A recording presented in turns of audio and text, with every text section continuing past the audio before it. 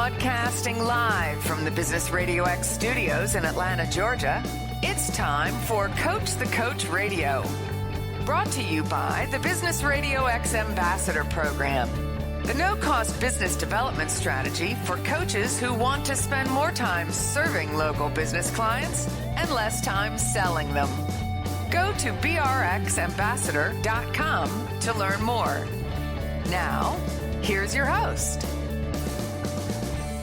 Lee Cantor here, another episode of Coach the Coach Radio, and this is going to be a good one. Today we have with us Ronny Shumaker with Coach Shu Incorporated. Welcome, Ronny. Thank you very much, Lee. I'm excited to be here.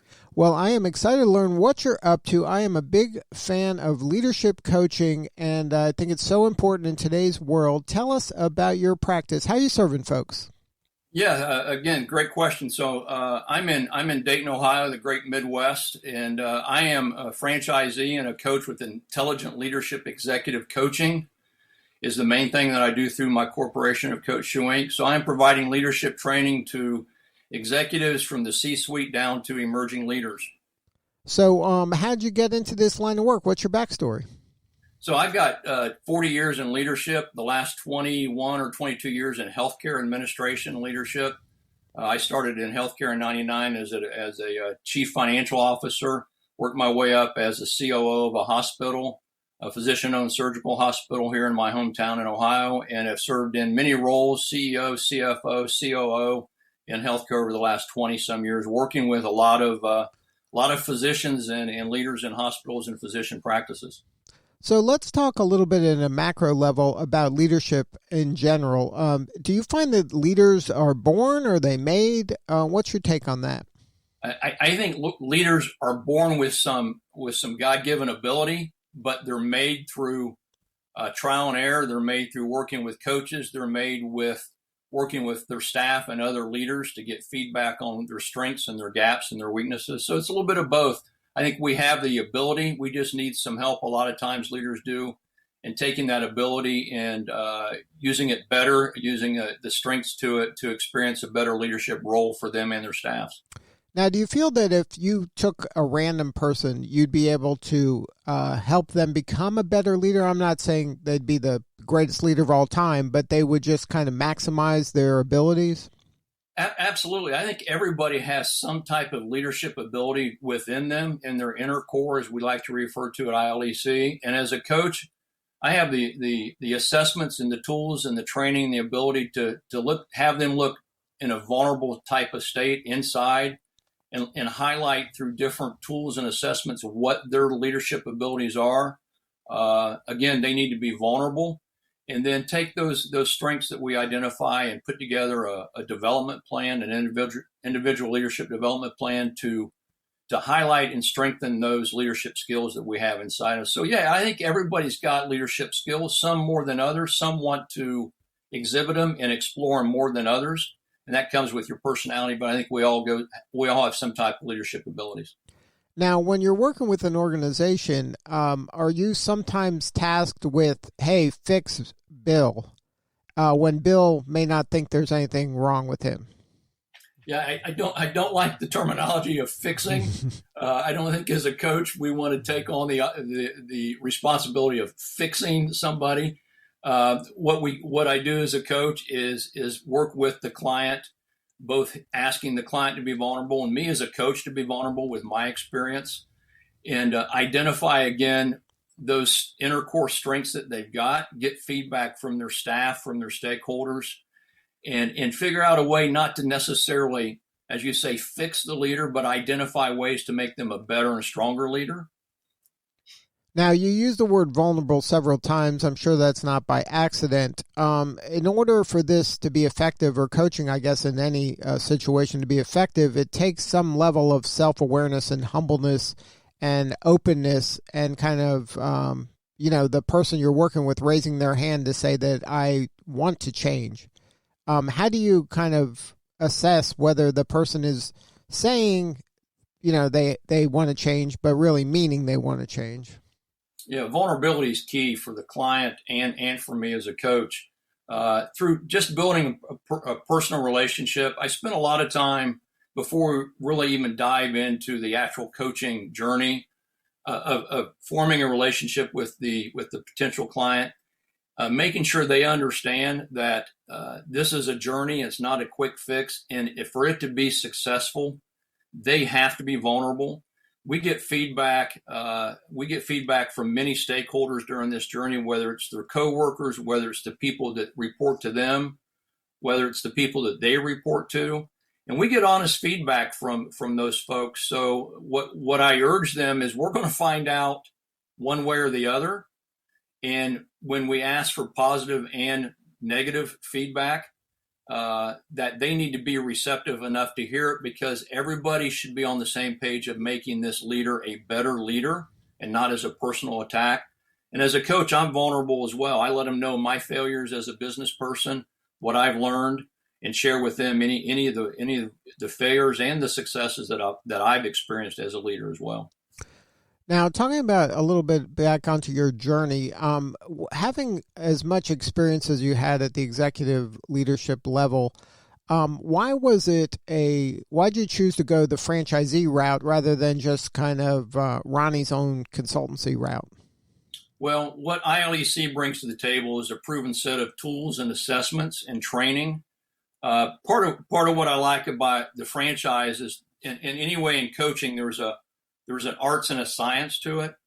So the franchise provides the science part of it, and I provide the art part of it. I provide my personality, my story, my background, but I have a proven set of tools through assessments, development plans, core purpose exercises that allow me to use a proven set of tools, proven over 12,000 individual leaders over the entire world that we've studied over the last 10 to 20 years. So I've used those tools. So that's why I went to franchise. If I went out on my own, I would be having to redevelop or recreate the wheel. And I didn't feel like there was a need for me to recreate something that was also already successfully proven. Now, when you went out on your own, did you immediately go into franchising, or did you give it a go as an independent? No, I went straight into franchising about 13 months ago. Wow. So then this was kind of part of your roadmap when you were figuring out what your next stage would be, was to kind of join this team? Well, when I was 50 years old, I decided that 10 years later, when I turned 60, I wanted to be working for myself. I turned 60 3 days prior to signing my franchise agreement last summer. I did not know at that time if I wanted to go out strictly on my own or be a franchisee in a proven company. Through some discovery process and working with some business coaches, this opportunity, along with a couple of other opportunities, were presented to me. And I felt like, with my background, my desire, I've mentored a lot of young business people in my career. I've spoke on leadership and management to a lot of different professional organizations. So I thought this was a perfect example, perfect time. And with COVID and many other jobs not out there because of the COVID pandemic and people's budgets being tighter, I just thought it was a perfect time to jump in feet first in the franchise world and be able to, again, to use the arts of who I am and my background to do executive coaching. Now, a lot of your background was in healthcare. Is that where you're spending your time coaching now, or are you kind of industry agnostic at this point? Well, I can be industry agnostic, but I am focusing on my contacts in the healthcare world and in the nonprofit world in my community, and not just in Midwest of Ohio, but all over Indiana, Kentucky. I have connections in Tennessee. I'm working with North Carolina, and with our franchise, we have 12 coaches throughout the country. So we rely on each other's input and working together. So healthcare and nonprofit is my focal point, but it's not my only focus. So what is the challenges that your potential clients are having where you're a good fit to help them get through whatever that challenge is, or maybe take their business to a new level? So, the pandemic, COVID, has presented a lot of challenges that 15 months ago nobody even knew was coming, let alone be prepared. Some of my clients I'm working with now, one is an emerging leader whose company owns another other types of franchise companies, and they're expanding, and they want this individual to get some leadership training so that she will be better prepared to deal with the expansion in their business, more locations. I'm working with a physician who hired a new manager that needed some leadership training on not on the healthcare side itself, as far as the billing and what comes in running a practice, but working with people, working with the staff, working with the physician. And so that's what we're looking at is it's a new world out here with post-COVID. People aren't going back to work in the healthcare arena. There's a lot of now telehealth medicine. So there's different leadership skills needed and communication skills needed when you're talking to a patient over a Zoom call versus seeing them face to face in the exam room. So just helping that leader have a sounding board, and myself having somebody with 20 plus years in healthcare look at new and different ways. My master's degree is in management, innovation, and change.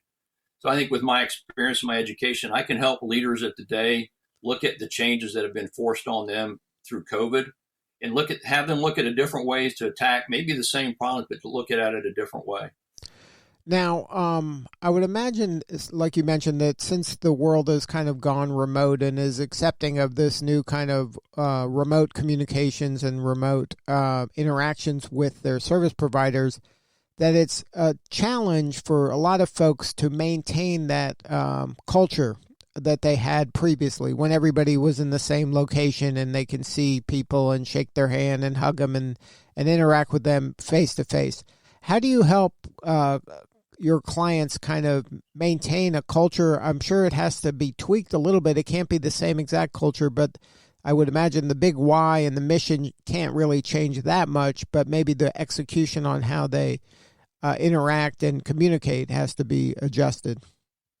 Lee, the change in culture right now is probably our biggest opportunity because it's the biggest challenge because of COVID. I have friends that work in the healthcare world on the insurance side who went home in March of last year to start working from home and have been told they may come back in January of 2022. They may not come back at all. And this is a large insurance company.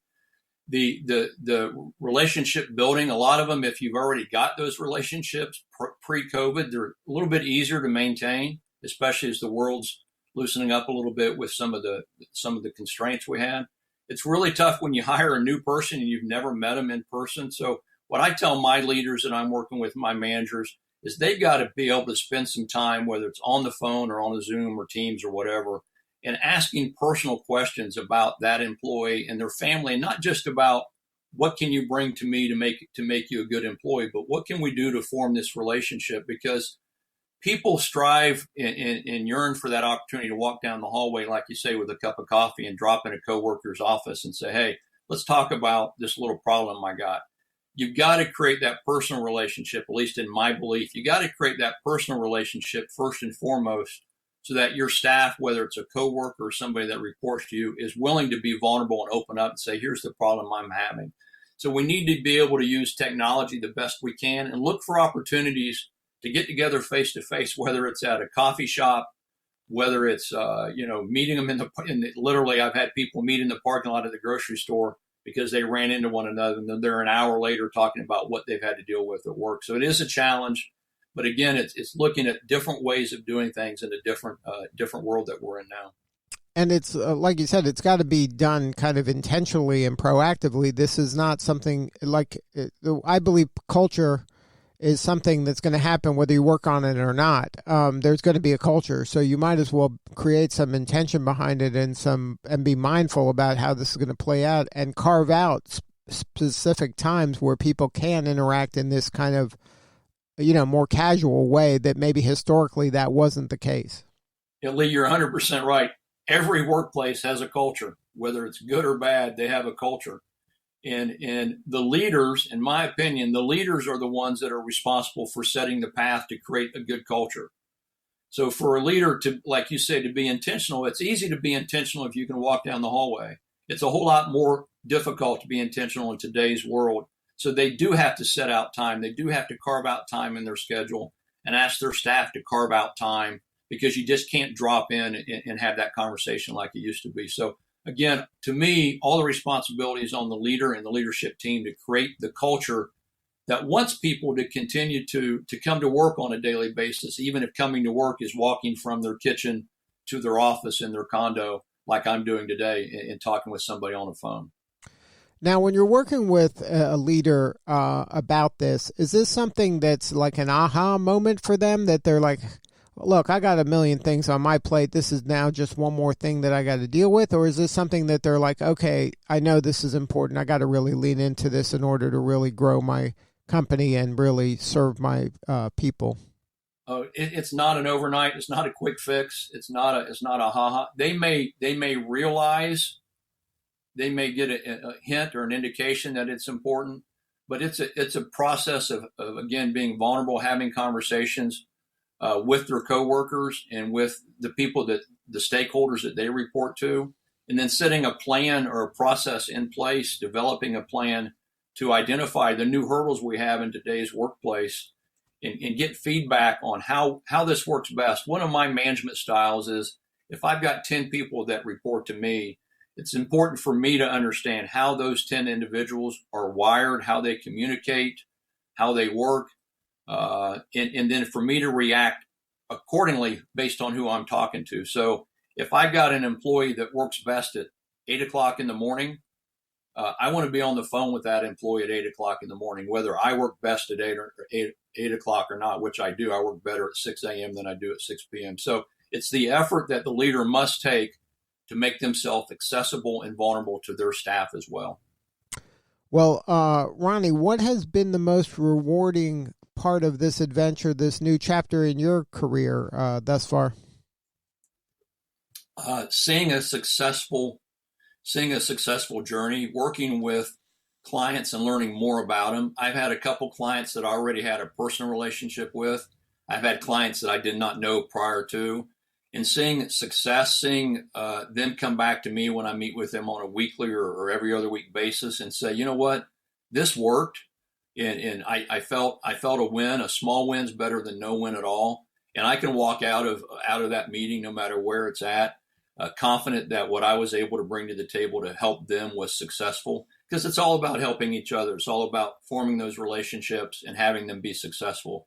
I've mentored a number of young business people to see where they're standing. And I have one that I can think of to see where he's at now, 8 years later.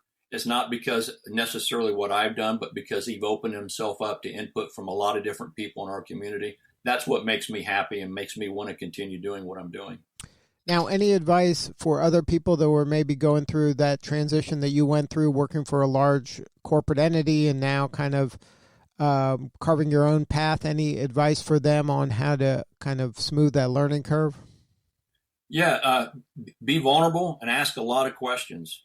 When I went into this, I reached out to a number of other franchise owners, but not in coaching, but in different industries. I reached out to people that I worked with in the healthcare industry that I respected their input. And I asked them and my family, and I asked them for honest input on what they thought if I could be successful doing this. So anybody that is in healthcare, there's a lot of coaches out there. We all can differentiate ourselves from one another. Ask for honest feedback before you dive in feet first. And that's what I would suggest. Is not everybody is necessarily cut out to be a coach, and you may think you are. And I think you need honest input from those people around you that know you personally and professionally. Ask for their honest feedback before you make that decision. Well, congratulations on all the success. If somebody wants to connect with you and maybe have a conversation, what is the best way to do that?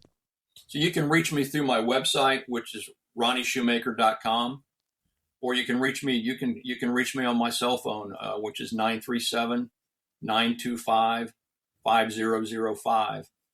And either way, I'll be glad to take your call. You can reach me through an email, through my website. So that's probably the best two ways. And that's RONNYSHUMAKER.com. Absolutely. Well, thank you again for sharing your story. You're doing important work, and we appreciate you. Well, Lee, I appreciate the opportunity to be speaking with you today. All right, this is Lee Cantor. We'll see you all next time on Coach the Coach Radio.